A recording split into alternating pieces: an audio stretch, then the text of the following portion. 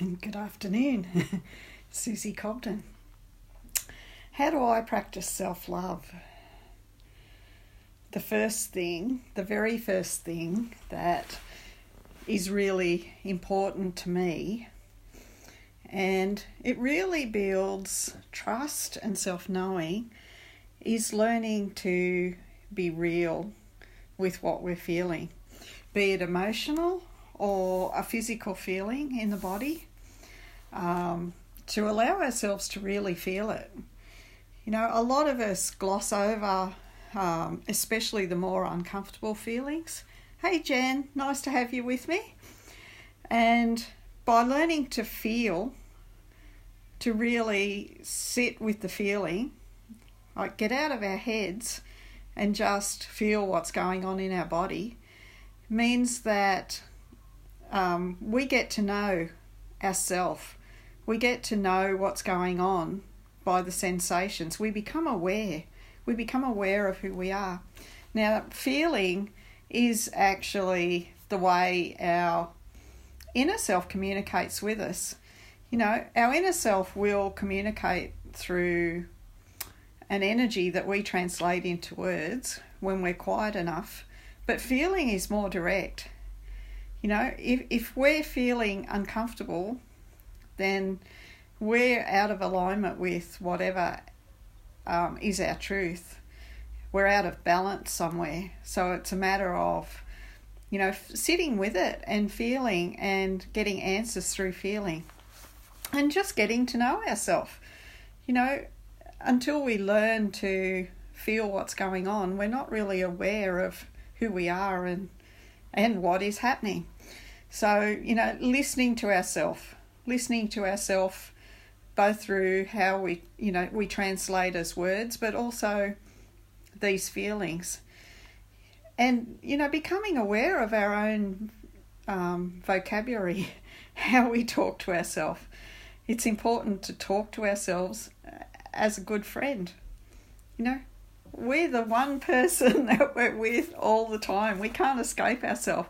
And the sooner we make friends with ourselves, the sooner, you know, we start to enjoy our own company.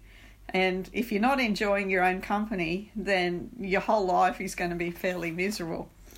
So, allowing yourself to feel everything. Speak to yourself like you would a friend. Follow through on the promises you make to yourself. If you say you're going to do something, do it. If you say you're going to do it and then you don't, then, you know, you kind of start to lose faith. Every time you say you do it, you think, it's easy to get out of it because I don't always follow through, or I never follow through. You know, if we had a friend who kept making promises to us, you know, meet us for coffee, and then we end up sitting at the coffee shop on our own time after time after time, we're going to lose faith in that friend. You know, we're not going to trust that that friend is going to turn up. So, you know, when we make promises to ourselves, follow through.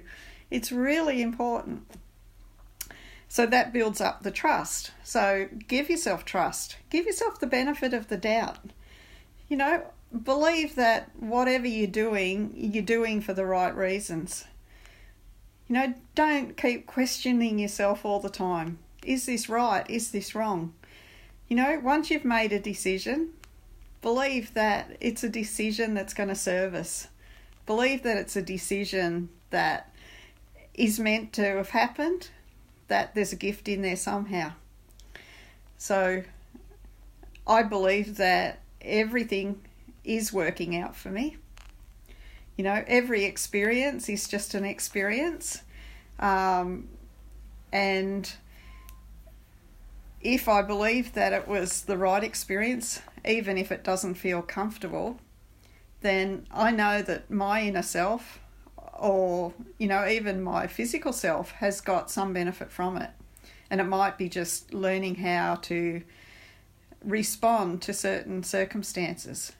So, you know, I believe that everything is working out for me. And if it feels like a failure, then it's not over yet. If it feels like a failure, then I've got more to do. And whether that's physical action or whether it's looking at it and changing my perspective on it. But when we think that it's a failure, then we haven't recognised the gift in a situation. So it really is about looking at all things, whether they feel good or bad, and finding how they've served us, finding a perspective that makes us feel better. So, letting go of blame is another thing. Whenever we blame ourselves or somebody else for our situation, then we're only going into more woe is me. So it's about looking at things and saying, this wasn't comfortable, but I know it's a gift. And it's made me understand myself better, and now I can go forward with that increased understanding. So appreciation for all of life. I created this world. There is no good, bad or otherwise. That's all judgment. Everything just is. And when I can look at my life and say, you know what, I've created it, and it may have been a bit all over the place, but it's been fun, and I've got to know myself through it, then, it's easy to appreciate. It's easy to say, I appreciate that I'm actually alive. I appreciate that I've got a body, that I can experience this physical world. I appreciate that I'm awake, that I get to live another day. I appreciate the fact that I've got, family and people that love me as much as I love them. I appreciate the sun and the water, even though we're in the middle of a drought. I appreciate the fact that there's a drought. It's all contrast, and it's all helping us in ways that we can't even imagine. But this drought that's been going on in Australia now for quite some time, there's been a huge outpouring of love from the rest of the country. So many offers of hay, and, truck drivers transporting the hay for nothing, water deliveries, so much caring going on, and I think that outweighs all the hurt that's going on from the farmers that are suffering. So I look for gifts in everything. I know that there's a gift. Nothing happens without there being a gift attached. We create our world, and everything is created out of love, whether it looks like it is or it isn't. And if I'm going to create my world, I'm not going to create something crappy on purpose. I create it because I need that experience to understand myself better. There's always a gift. So whether you can see the gift or not, believe there's a gift and let it go if you can't find that gift. But just know that life is working out. So I eat well, eat healthy, try to eat as much organic and fresh food as I can. Drink lots and lots and lots of clean water. I try and avoid fluoride and all of those other nasties. But, at times, yes, I consume even that, and I know that my body can cope with it.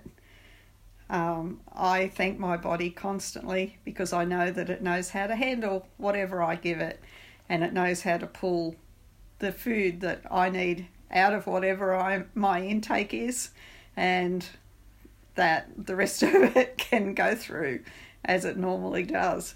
I rest well when I need to. Again, that comes back to listening to the body, knowing what the body wants and hearing it. And alone time.